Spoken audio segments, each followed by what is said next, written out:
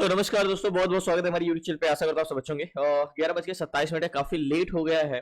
और Nifty bank या Sensex की अगर हम बात करें तो मार्केट कुछ आपको पॉजिटिव लग रहा है, लेकिन cost to cost Nifty 55.3 point, Sensex 147 point. अगर निफ्टी 50 को देखोगे तो क्या किया है मार्केट, खुला कहाँ पे था? खुला था बुलिश ही। अगर आप देखोगे तो खुला था यहाँ पे, लेकिन खुल के ऊपर जाके नीचे आ गया। अगर आप ये देखो तो गैप अप ओपन हुआ, बुलिश गया, नीचे आया, फिर ऊपर गया, एंड फिर नीचे आ गया, एंड फिर ऊपर जा रहा है और फिर नीचे जा रहा है। तो आपको एक inverted head and shoulder pattern भी मिल रहा होगा यहाँ पे। तो क्या मार्केट कुछ खास मूवमेंट नहीं किया, मतलब मॉर्निंग में थोड़ा बहुत पॉजिटिव था, लेकिन फिर से नीचे आ गया। तो इसीलिए अभी थोड़े दिन के लिए और मुझे अवॉइड ही करना होगा ऑप्शन, अभी कुछ दिन और, जब तक कुछ और सही नहीं हो जाता स्टेबल मार्केट। एक्चुअली मैं स्टॉक अभी इसलिए कर रहा हूँ क्योंकि अभी ऑप्शन में ट्रेड करना सेफ नहीं है कुछ दिन के लिए। तो अभी मैं कुछ दिन के लिए इसको अवॉइड करके रखा हूँ, क्योंकि जब सही डाटा हो जाएगा। अगर आप सेंसेक्स की बात करो तो सेंसेक्स भी मॉर्निंग में वैसे ही मूवमेंट किया है, खुला था यहाँ पे, अच्छा मूवमेंट किया है और उसके बाद से ये गिरने लगा है। अब क्या गिरेगा कि नहीं गिरेगा, ये चीजें हमें कैसे डिसाइड करना है। देखो, अब सेंसेक्स जैसे निफ्टी 50 मूवमेंट कर रहा है, वैसे सेंसेक्स मूवमेंट कर रहा है, इसी तरह सारा इंडेक्स मूवमेंट करेगा, लेकिन हमें स्टॉक में ट्रेड करना है। तो स्टॉक में हमारे पास एक चीज का ये फायदा होता है कि हमारे पास बहुत सारे ऑप्शंस होते हैं, हम किसी भी स्टॉक में ट्रेड कर सकते हैं। अभी स्टॉक में ट्रेड करने के लिए स्टॉक सिलेक्शन करना जरूरी है। मैं आपको डेली बताता हूँ कि स्टॉक सिलेक्शन करने के लिए क्या इंपॉर्टेंट होता है। डाटा रीड करना, यानी स्ट्रेंथ पहचानना, डायरेक्शन पहचानना। अब हमें स्टॉक में ट्रेड करना है। मार्केट कहीं ना कहीं अगर आप देखोगे तो पॉजिटिव भी है, निगेटिव भी है, लेकिन कहीं ना कहीं ज्यादा पॉजिटिव नहीं है, ओनली ज्यादा तक निगेटिव ही है। अब हमें स्टॉक में ट्रेड करने के लिए मेन चीज आपको रीड करना आना चाहिए, डाटा रीड करना आना चाहिए। मैं बार बार आपको बताता हूँ कि इंडेक्स में ट्रेड करना डिफिकल्ट है कंपैरिजन टू स्टॉक, और स्टॉक में इजी है कंपैरिजन टू इंडेक्स। यानी स्टॉक में ट्रेड करना आसान है। इससे क्यों आसान है? क्योंकि जब हम कोई भी स्टॉक का डाटा देखते हैं तो जो डाटा है इसमें वही काम आता है, जो हमें दिखाई देता है। लेकिन जब हम इंडेक्स का कोई भी ऑप्शन चैन रीड करते हैं तो इसमें क्या डाटा है ये इंपॉर्टेंट ही नहीं होता, इसमें क्या चेंजेस हो रहे हैं ये इंपॉर्टेंट करता है। तो हमें चेंजेस डाटा पकड़ने के लिए क्या होना चाहिए? एक्सपीरियंस होना चाहिए, थोड़ा सा मार्केट में पुराना होना चाहिए, आपको डाटा रीड करना आना चाहिए। तो पहली बात तो जब तक हम नॉर्मली डाटा को रीड नहीं कर सकते, जो लिखा हुआ है उसको समझ नहीं सकते, स्ट्रेंथ, डायरेक्शन, सारी चीजें, तो हम चेंजेस डाटा को कैसे पकड़ सकते हैं? तो मेरा कहने का मतलब, जब तक आप स्टॉक इंट्राडे में ट्रेड नहीं कर सकते हो, आप इंडेक्स में ट्रेड करने को तो छोड़ ही दो, सवाल ही नहीं उठता। कोई जब तक स्टॉक में प्रॉफिटेबल नहीं हो सकता, वो इंडेक्स में नहीं हो सकता है। तो जब तक आप एक कंपोनेंट को, एक कंपनी का डायरेक्शन यानी एक स्टॉक का नहीं पकड़ सकते हो डायरेक्शन, तो सारे स्टॉकों के समूह को कैसे पकड़ोगे? तो अगर हम बात करें स्टॉक सिलेक्शन के लिए तो हमें एक स्टॉक पिक करना। मैं क्यों कहता हूं, देखो, प्राइस एक्शन एक वे है चलने का। जैसे आप मार्केट गया, ठीक है, एक बॉटम है, मान के चलो एक बॉटम है, ठीक है। अब ये आपका आ गया, प्राइस एक्शन में आ गया। अब मार्केट यहां से एक बार गया, फिर गया, फिर गया, फिर गया, ठीक है। अब आप प्राइस एक्शन में यहां आपको दिखेगा सपोर्ट। अब मार्केट यहां से बाउंस बैक किया था, फिर से गया एंड फिर से गया। तो आप जब ये दोबारा या तिबारा यहाँ पे आएगा तो आप क्या सोचोगे? यार यहाँ आया था तो बुलिश गया था, बायर इंटरेस्टेड हुए थे, यहाँ भी गया था तो बायर इंटरेस्टेड हुए थे, यहाँ भी बाइंग हुई थी, तो यहाँ आएगा तो बाइंग होगी। आप क्या करोगे? आप डायरेक्टली यहाँ पे क्या करोगे? बाई करोगे। लेकिन हो सकता है यहाँ पे बायर का दिन रहा हो, बायर इंटरेस्टेड रहे हो, यहाँ भी इंटरेस्टेड, यहाँ पे इंटरेस्टेड ना हो। तो यहाँ पे हमारा ट्रेड, हम तो पिछली दिन का देख रहे हैं। तो कल क्या था मार्केट में? कल मान के चलो कल मार्केट बेरिश था, बुलिश था। आज मार्केट बुलिश ना रहा हो, आज मार्केट में बेरिश इंटेंशन हो, तो आज यहाँ पे बायर इंटरेस्टेड ना हो तो ये तोड़ के तो नीचे चला जाएगा। लेकिन हम तो यही पिछला देख रहे हैं ना कि यहाँ पे जब बाइंग हुई तो यहाँ पे होगा। तो हम तो हिस्ट्री देख के ही देख रहे हैं कि भाई यहाँ पे बाइंग हुई थी तो यहाँ पे भी होगी। ऐसा नहीं है कल क्या हुआ आज से मतलब नहीं है, आज क्या होगा कल का पता नहीं। तो हमें यही डाटा बताता है कि अगर मार्केट ये सपोर्ट पे आ रहा है तो यहाँ पे बायर इंटरेस्टेड है या नहीं, यही समझते हैं। तो सबसे पहले स्टॉक सिलेक्शन करने के लिए हमें, कोई भी डाटा रीड करने के लिए हमें दो लोगों को समझ। देखिए एक बार मैं आपको बता दूं, मार्केट में आपको कुछ भी टूल्स बताया जाता है, कुछ भी, कुछ नहीं है। सिंपली आप एक सेलर हो और बायर हो, और बायर और सेलर का इंटेंशन समझना है। उसी में स्ट्रेंथ है, उसी में सपोर्ट है, उसी में रेजिस्टेंस, उसी में डिमांड, उसमें सब कुछ है। बस आपको समझ में आना चाहिए। तो जैसे हम कोई भी स्टॉक में, जब हम कोई भी स्टॉक लगाते हैं, मींस आईसीआई या कोई भी स्टॉक लगाता है, एसटीसी, आईटीसी, आईटीसी, नौकरी, नेशनलम ही लगा देते हैं। अब नेशनलम में कॉन्ट्रैक्ट 4370 एंड 3900 से 4000 6000। अब इसमें कैसे होगा? कॉन्ट्रैक्ट वॉल्यूम बुलिश इंटेंशन है तो हम क्या ट्रेड लें? बिल्कुल बुलिश है। हम इसमें बेरिश ट्रेड बना सकते हैं, लेकिन इसमें बेरिश भी स्ट्रेंथ कोई खास नहीं। मतलब नौकरी में बेरिश स्टॉक जा रहा होगा, लेकिन इसकी बहुत सारी स्ट्रेंथ है। अगर हमें कोई अपॉर्चुनिटी ना हो, हमें मजबूरी में अगर ट्रेड करना हो, तो इसमें ट्रेड करने का रूल्स क्या है? Neckline with confirmation entry. Neck line के बाहर यानी कैंडल्स क्लोज होगा तभी हम ट्रेड कर सकते हैं, और छोटा सा छोटा टारगेट लेंगे क्योंकि इसमें स्टॉक में स्ट्रेंथ नहीं है, कॉन्ट्रैक्ट ग्रीन है, इस रीजन से ये थोड़ा बहुत नीचे जाएगा बस। एग्जैक्टली देखा यहाँ पे ये स्टॉक। अब हमने जब यहाँ पे देखा तो इसमें वैल्यूम तो बुलिश है, तो हम बेरिश ट्रेड कैसे ले सकते हैं, तो इसीलिए जानना जरूरी होता है। आज तक बने रहिए। तो फाइनली जैसे हमने देखा भी कि नेशनल में हमें हमें स्ट्रेंथ भी पता चल गई, डायरेक्शन भी पता चल गई, और हमें कैसे ट्रेड लेना है ये भी पता चल गया। और देखो प्राइस एक्शन एक अलग चीज होती है, प्राइस एक्शन का इंपॉर्टेंस है, बहुत इंपॉर्टेंस है, लेकिन आपको किसी भी चीज की डायरेक्शन पकड़ने के बाद प्राइस एक्शन से डायरेक्शन, मतलब एक प्राइस एक्शन से आप सपोर्ट ड्रॉ कर लेते हो, आप बोलते हो कि ये यहां से ऊपर जाएगा, नहीं, यही तो आप गलत कर रहे हो। प्राइस एक्शन से कभी भी डायरेक्शन डिसाइडेड नहीं होता है कि ये स्टॉक किधर जाएगा या इंडेक्स किधर जाएगा, वो एक वे है चलने के लिए। आप डायरेक्शन पता करोगे डाटा से कि इसमें डिमांड किस साइड की है, सेलर क्या चाह रहे हैं। तो सबसे पहले हमें मार्केट में समझने के लिए सेलर और बायर को समझना बहुत जरूरी होता है। सेलर का काम होता है मार्केट को ऊपर और नीचे जाने से रोकना। सेलर दो टाइप के होते हैं, एक पुट सेलर होते हैं और एक कॉल सेलर होता है। कॉल सेलर ऊपर जाने से रोकना, पुट सेलर नीचे जाने। बायर का काम होता है, जो बायर होते हैं वो मार्केट को ऊपर ले जाने का काम करते हैं और नीचे ले जाने का काम करते हैं, यानी call buyer bullish intention, put buyer bearish intention. तो मार्केट जो ये मूवमेंट करता है, यानी ये कौन कराता है, बायर, लेकिन कहीं सपोर्ट लेता है तो किसकी वजह से, सेलर की वजह से। तो ये चीजें हमें समझने के लिए सबसे पहले हमें स्टॉक सिलेक्शन करना है, स्टॉक सिलेक्ट करना है। तो सबसे पहले मैं आपको रोज बताता हूँ कि या तो आपको मतलब 245 स्टॉक में हमें एक स्टॉक पिक करना है जो एक तरफा हो। आपको मैं ये भी बताता हूँ कि देखो स्टॉक में 3-4 तरीके की डायरेक्शन होती है। वो एक स्टॉक होते हैं जो बुल टू बुलिश या बेर टू बेरिश होते हैं, एक तरफा सारा दिन चलते हैं, और एक स्टॉक होते हैं मान के चलो बुलिश तो है लेकिन काफी मशक्कत करना पड़ेगा, कुछ इस टाइप से आपको चार्ट तो दिखेगा लेकिन वो काफी कॉन्सोलेशन करते हुए दिखा, और एक होते हैं रिवर्सल वाले स्टॉक। तो हमें बुलिश इंटेंशन वाले स्टॉक ज्यादा, अधिकतर स्टॉक ऐसे ही पकड़ने हैं। अब हम सबसे पहले देखते हैं कि मार्केट क्या है। जैसे मैंने आपको एक सीट्स दिया है जिससे हमें 245 स्टॉक में स्टॉक सिलेक्शन के लिए हमें इजी वे हो जाता है स्टॉक सिलेक्शन के लिए, क्योंकि मेन चीज होता है कि स्टॉक सिलेक्शन करना सिंपल, बहुत इंपॉर्टेंट होता है स्टॉक सिलेक्शन करने के लिए। तो अगर हम बात करें कंज्यूमर पे, अगर हम जब सेक्टर में बात करते हैं तो सबसे फर्स्ट पे अगर हमारा कोई सेक्टर है तो वो कंज्यूमर है, 0.94% है, फिर एफएमसीजी है, एंड मीडिया है, एंड फाइनेंशियल सर्विस है, एंड फार्मा है। तो कंज्यूमर जो है वो सबसे अच्छा स्टॉक चल रहा है। तो कंज्यूमर में जब हम क्लिक करते हैं तो इसके नीचे इसका डाटा विथ स्टॉक ओपन होता है। तो वोल्टस जो कि सीपीआर पीसीआर 0.52 है एंड सीपीआर 26 है, एंड सबसे ज्यादा इस स्टॉक में सीपीआर किस में है, सबसे ज्यादा सीपीआर है हैवेल्स में। हैवेल्स में सबसे ज्यादा सीपीआर है, और पीसीआर 0.55 का है। तो एक हमें यहाँ पे एक बार ऑप्शन सीट्स में भी ओपन करके देखना होगा कि सबसे ज्यादा किसमें पीसीआर है। अगर देखें तो आज सेक्टर कौन सा चल रहा है, कंज्यूमर चल रहा है, और हैवेल्स में सबसे सबसे ज्यादा पीसीआर किसमें है, सबसे ज्यादा पीसीआर बाटा इंडिया में है, और स्ट्रेंथ भी है। तो बाटा इंडिया पीसीआर भी अच्छा है एंड सीपीआर भी 2.26 का है, 30 पॉइंट का मूवमेंट क्या है, 2.20% के अच्छा चला है।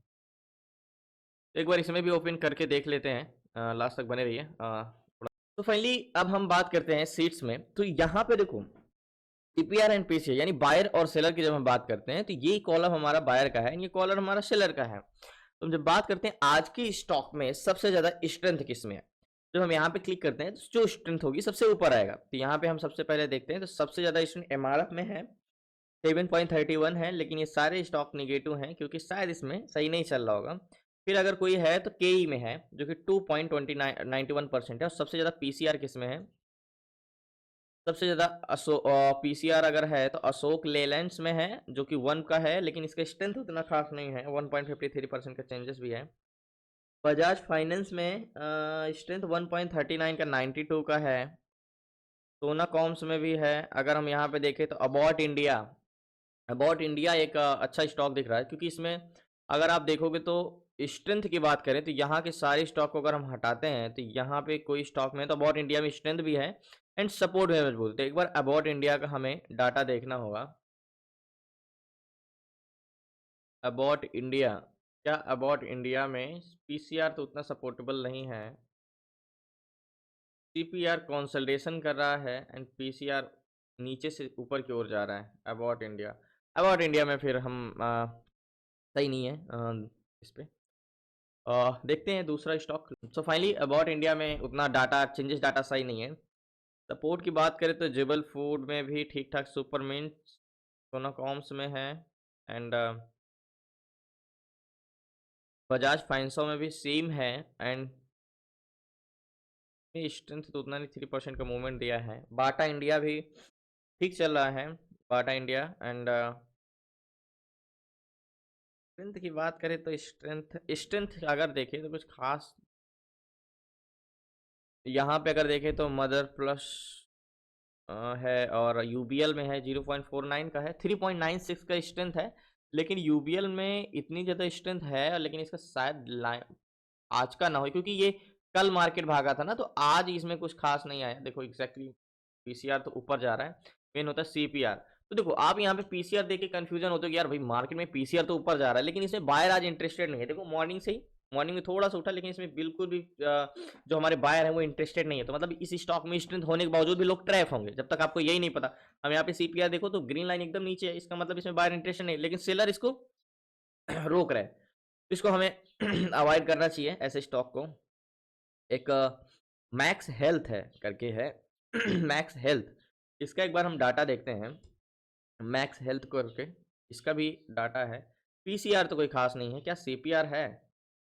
तो पीसीआर तो इसमें नहीं बढ़ रहा है, पीसीआर मॉर्निंग में गिरा है और वहां से सपोर्ट ले रहा है। लेकिन अगर आप सीपीआर देखोगे ना तो ठीक है, सीपीआर मॉर्निंग से ही इंक्रीज कर रहा है। मतलब अगर हम बात करें, देखो मार्केट में दो लोग होते हैं, ठीक है, एक बायर होते हैं और एक सेलर होते हैं।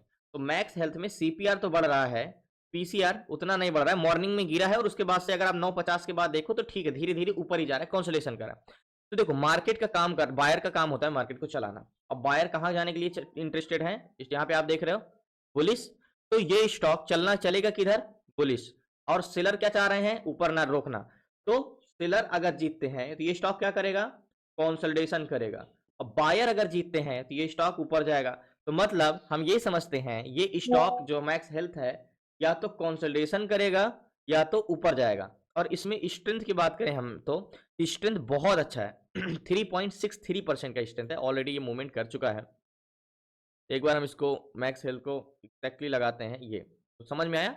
ये स्टॉक हमारे अगेंस्ट नहीं जाएगा। क्या बोला? ये अगेंस्ट नहीं जाएगा। अब हमने इतने सारे स्टॉक में कितना अच्छे से स्टॉक को हमने चूज किया सारे, इसमें स्ट्रेंथ भी है, मतलब बायर तो पूरे इंटरेस्टेड है। अगर आप देखो तो सुपर सीपीआर 3.05 का था और भी प्रेजेंट टाइम में 3.7 का है तो मतलब ठीक है, सीपीआर बढ़ रहा है। तो मैक्स हेल्थ में हम सबसे पहले 1 डे टाइम फ्रेम का लगाएंगे।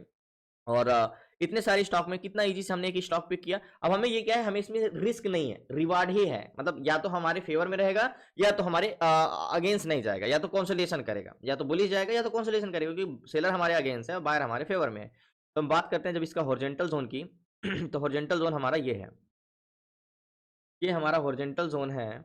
एग्जैक्टली ये वाली कैंडल्स का हमने बॉडी का हॉरिजॉन्टल जोन लिया, ये ठीक है। और चाहे तो हम इसका नीचे का भी ले सकते हैं, ये वाला हॉरिजॉन्टल जोन, एग्जैक्टली ये हॉरिजॉन्टल। अब सही है, ये दो कैंडल्स का बॉडी, एक कैंडल्स ये है और दूसरी कैंडल्स ये है, ये स्ट्रॉन्ग हॉरिजॉन्टल जोन हो गया। अब हम आ जाते हैं 5 मिनट टाइम फ्रेम।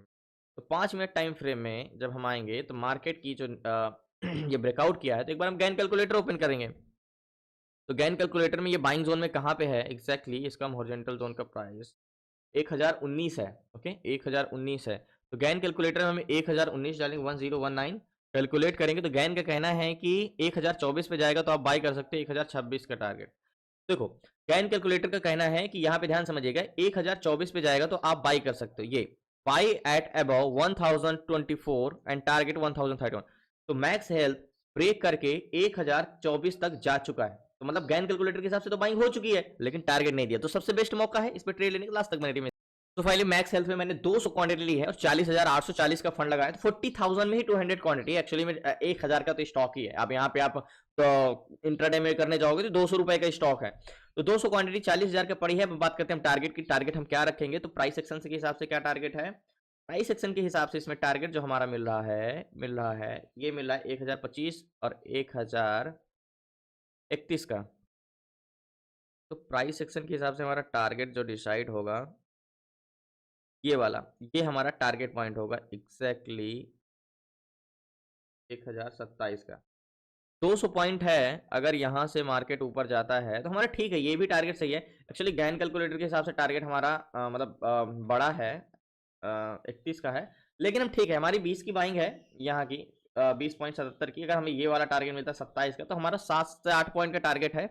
और हमारा ये टारगेट भी मिल जाता है ना, तो हमारा गेन मतलब 200 क्वांटिटी है, तो आराम से 1500 1600 तो ईजी से निकल जाएगा। तो टारगेट पॉइंट मेरा ये है। एंड मैंने क्या बोला है कि या तो ये कॉन्सलेशन करेगा या तो ये टारगेट देगा। वेट करते हैं एंड इंतजार करते हैं, लास्ट तक बने रहिए। एक्चुअली में छोटा टारगेट नहीं है। अब अगर इतना कॉन्सोलेशन करेगा 1024 के बाद, मेरे हिसाब से गैन कैलकुलेटर मैक्स हेल्थ में ऑलरेडी मूवमेंट किया है, और हमारा प्राइस गैन कैलकुलेटर के हिसाब से 31 का टारगेट है, और हमने 27 का लिया है, मतलब 4 पॉइंट पहले प्राइस एक्शन के हिसाब से। इसके रीजन यही है कि ऑलरेडी काफ़ी अच्छा मूवमेंट किया है, तो मुझे लगता है कि ये तो टारगेट देगा ही देगा। तो वेट। तो फाइनली जो हमने ट्रेड लिया था मैक्स हेल्थ में, और मैंने बोला था ना कि एग्जैक्टली ये देखना, ये टारगेट देगा 100%, मुझे भरोसा है। अभी 1021 चल रहा है, और हमने क्योंकि इसमें स्ट्रेंथ भी है एंड सीपीआर भी है। पीसीआर हमारे फेवर में नहीं है। जब पीसीआर हमारे फेवर में नहीं होता ना, तो मार्केट को आप याद रखिएगा। मार्केट, मैंने आपको क्लासेस में एक चीज बताई थी, अभी मैं रिसेंट में ही स्टार्टिंग वीडियो में बताया था कि स्टॉक 3 तरीके के होते हैं। एक बुल टू बुलिश स्मूथली जाता है, एक जो जाता तो है लेकिन उसको काफी मशक्कत करना पड़ेगा। तो ये स्टॉक वही है, जाएगा तो लेकिन काफी ज्यादा कंसोलिडेशन, क्योंकि सेलर इसको रोक रहे हैं जाने से, तो बायर इसको जबरदस्ती करके लेके जा रहे हैं, तो काफी ज्यादा मशक्कत तो करना ही पड़ेगा। तो सेम वही है, तो काफी कंसोलिडेशन करेगा लेकिन जाएगा ऊपर ही। तो वेट करते हैं।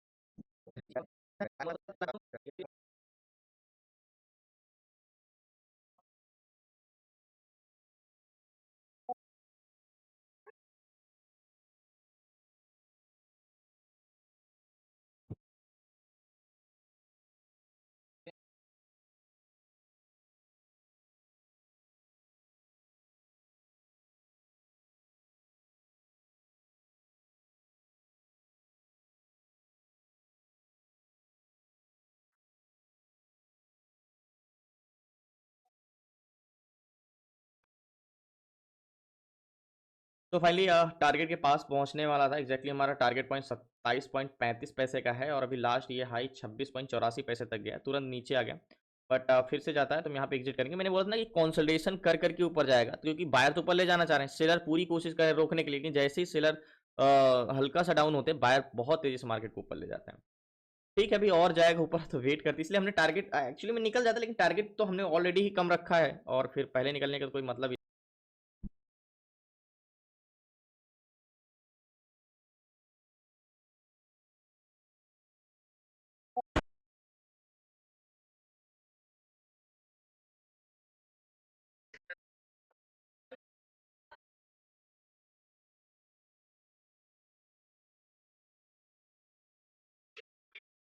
तो फाइनली टारगेट के पास से होके आया है, मीन्स टारगेट हमारा ये था 27.35 पैसे, और 1027 तक मात्र 35 पैसे से मार्केट अभी नीचे आया है। बट मुझे पूरा उम्मीद है ये फिर से रिटर्न जाएगा और टारगेट देगा। एक्चुअली में जीटीटी तो लगा के रखे नहीं कि जाके हिट कर देगा, तो तुरंत जाके रिटर्न हो गया, मीन्स तुरंत जाके टारगेट के पास से रिटर्न हो गया, तो एग्जिट करने का तो कोई सवाल ही नहीं उठता। देखते ही देखते फिर से लोअर प्राइस में आ गया। बट टेस्ट करेगा लो को और फिर से ये रिवर्स करेगा। अभी तो बहुत टाइम है, अभी तो एक भी नहीं बजे हैं, तो ये हमें पास बहुत समय, 2 घंटे से ज़्यादा समय है अभी।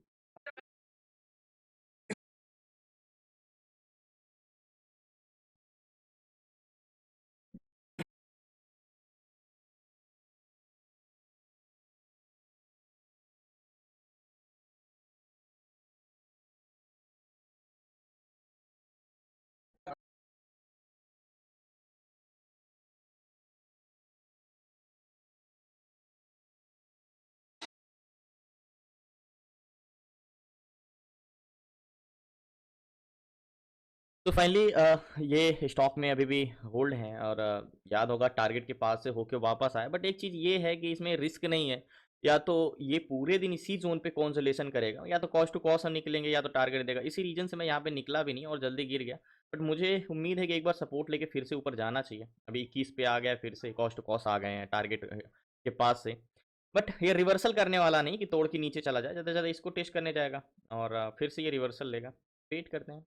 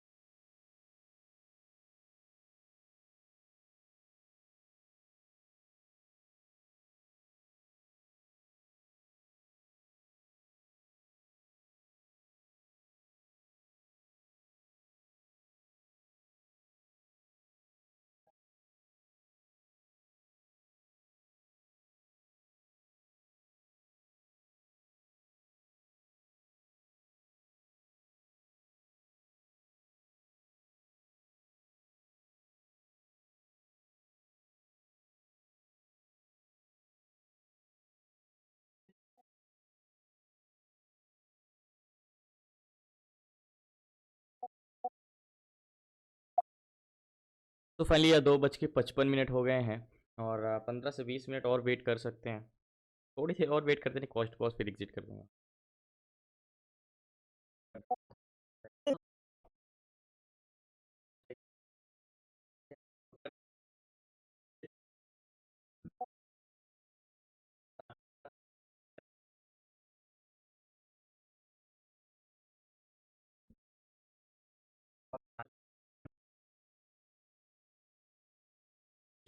सो फाइनली बड़े देर से बैठे हुए हैं करीब 11 बजे की 11:30 बजे से 12 बजे, पौने 12 बजे के आसपास से, और टारगेट से नज़दीक होके भी आ गया, बट कंसोलिडेशन कर रहा था। मैंने आपको स्टार्टिंग बोला या तो साइडवे होगा या तो हम कॉस्ट टू कॉस्ट निकलेंगे या तो फिर टारगेट मिलेगा, बट टारगेट भी दिया है लेकिन फिर भी हम टारगेट बुक नहीं कर पाए। अब 3:11 हो गए हैं तो अब समय रह नहीं गया है। अब मैं पोजीशन स्क्वायर ऑफ करता हूँ। एग्जैक्टली बाइंग हमारी यहाँ की तो ठीक है, 2-4 रुपए तो पॉइंट, 2-4 पॉइंट तो मिल ही रहा है प्रॉफिट में थोड़ा बहुत।